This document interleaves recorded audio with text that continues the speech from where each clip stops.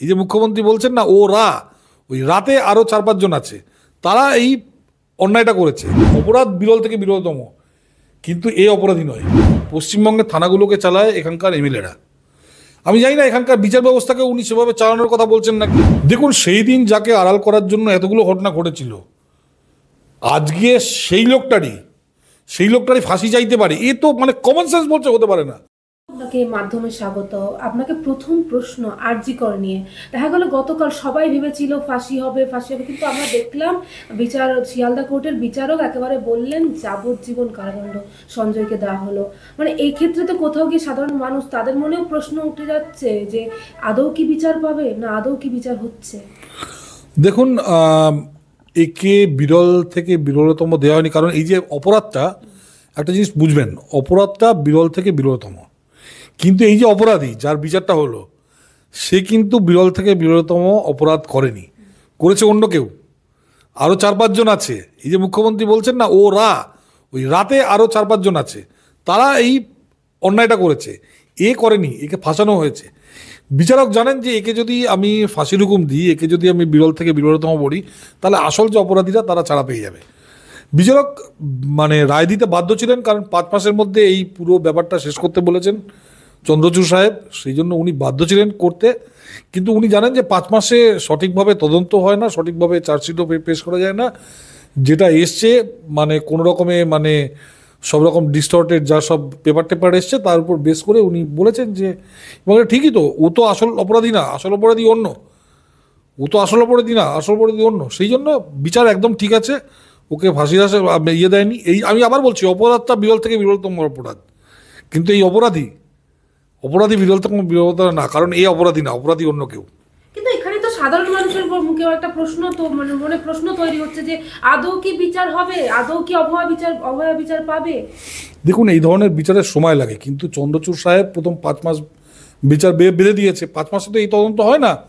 এবার supplementary chargesheet যখন পেশ করবে সিবিআই, তখন দেখবেন হয়তো আসল যারা নাকি আসল অপরাধী, যাদের জন্য নাকি এই সকাল থেকে রাত্রির পর্যন্ত ওরা একের পরে ঘটনা ঘটিয়েছিল, সেই সকালবেলা বড় বড় পাওয়ারফুল ডক্টরসরা এসে হাজির হয়েছিল, তারপর গ্রিন করিডোর করে নিয়েই যাওয়া, পুড়িয়ে ফেলা।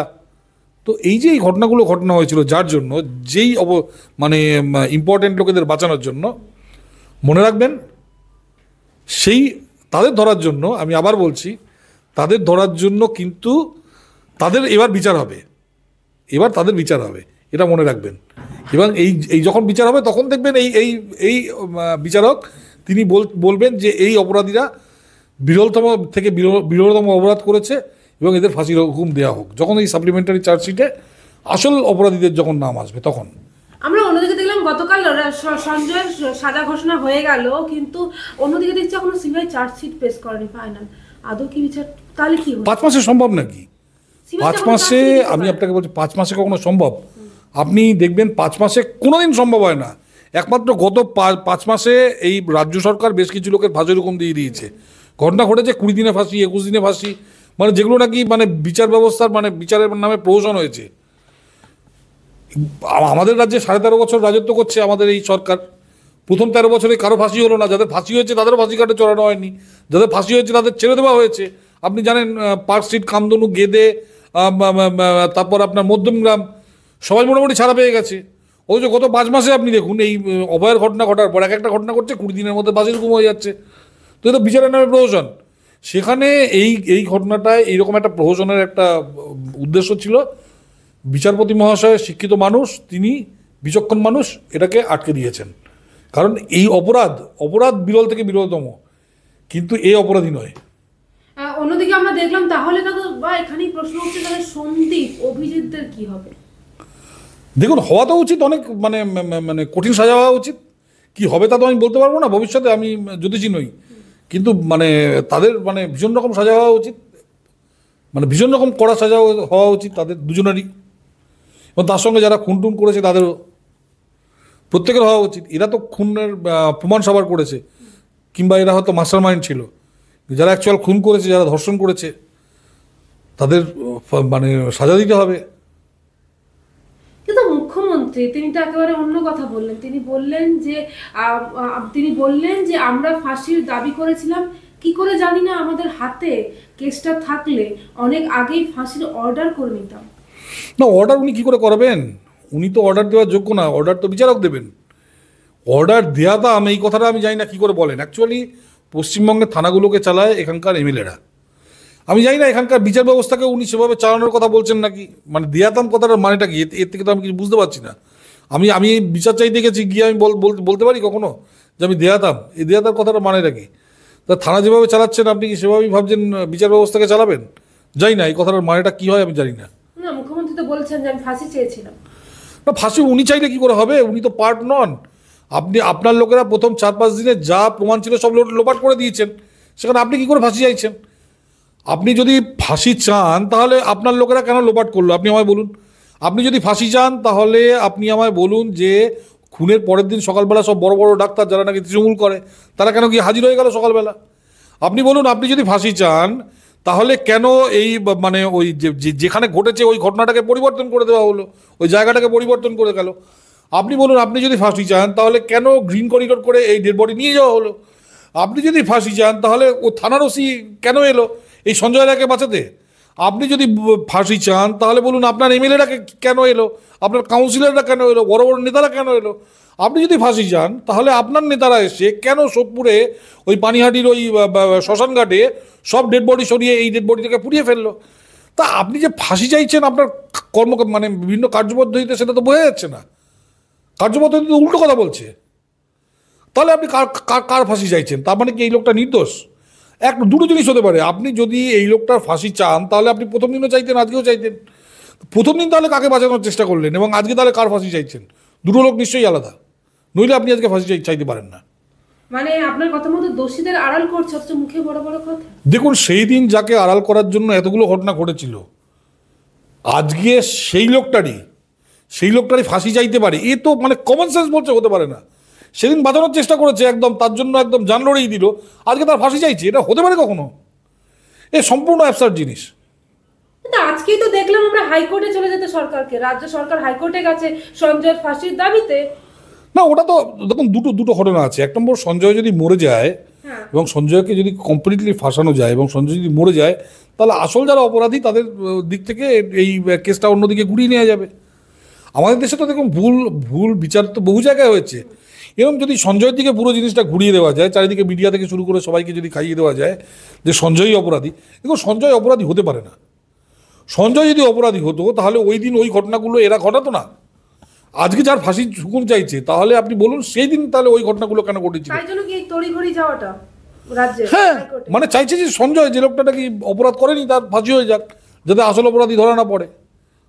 কিন্তু আমরা দেখলাম মেয়র ফিরহাদ হাকিম, তিনিও তো একেবারে গর্জে উঠলেন। তিনি বললেন, আমাদের যদি, আমিও মেয়ের বাবা, আমার যদি আমার রাজ্যের হাতে যদি মামলাটা থাকতো তাহলে ফাঁসি হতো হতো হতো একেবারে গর্জে তিনিও তো বললেন। এরা হলো ফেউ। ওই দেখবেন যখন নাকি ওই কবি গান হয়, একজন কবি গান গায় এবং কবি গানের সঙ্গে পিছনে কিছু ফেউ থাকে, তারা ওই সঙ্গে কবির সঙ্গে ওই তাল মেলায়। এরা হলো সেই তাল মেলানো ফেউ, এদের কথার কোনো মূল্য নেই। ওই মুখ্যমন্ত্রী যা বলছেন এরা ফেউরা তার সঙ্গে গলা মেলায়।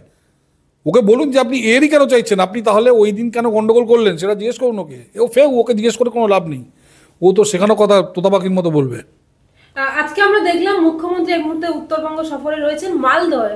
মুখ্যমন্ত্রী একেবারে মালদহে খুন হওয়া তৃণমূল নেতা দুলালের স্ত্রীকে পাশিয়ে বসিয়ে তিনি বার্তা দিলেন যে মাফিয়াদের ঠাঁই নেই।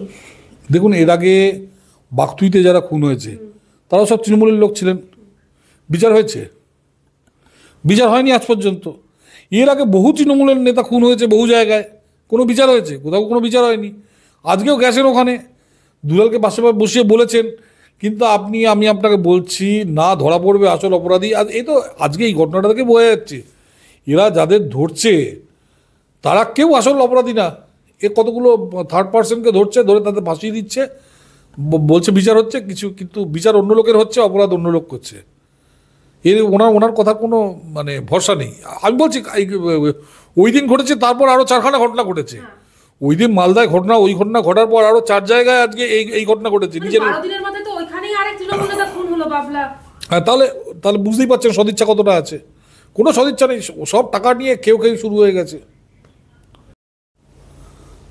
তার মানে কি মুখ্যমন্ত্রী ফাঁকা বুলি আউড়ে যাচ্ছেন শুধুমাত্র? এখনো পর্যন্ত তো মানে উনি যেখানে যেখানে বলেছেন যে আমি এটা বন্ধ করবো, এই কোনো বন্ধ হয়নি, রোজ বাড়ছে, রোজ খুনোখুনি বাড়ছে, রোজ মানে বাড়ছে। এবং এই এই যে চারিদিকে খুন থেকে শুরু করে মানে ইত্যাদি বিভিন্ন যে অপরাধ চলছে, তার মূল কারণ হচ্ছে পুলিশ থানার ওসি চালায় না। পুলিশের দায়িত্ব দেওয়া হয়েছে থানার ওসিকে, লোকাল যে এমএলএ আছে সেই এমএলএকে জিজ্ঞেস করে কাজ করতে হয়। And that is the problem. MLA তার সঙ্গে গুন্ডা বদমাইশরা ঘোরে, সে তাদের বাঁচানোর জন্য যা দরকার সেই কাজটা করে যাচ্ছে।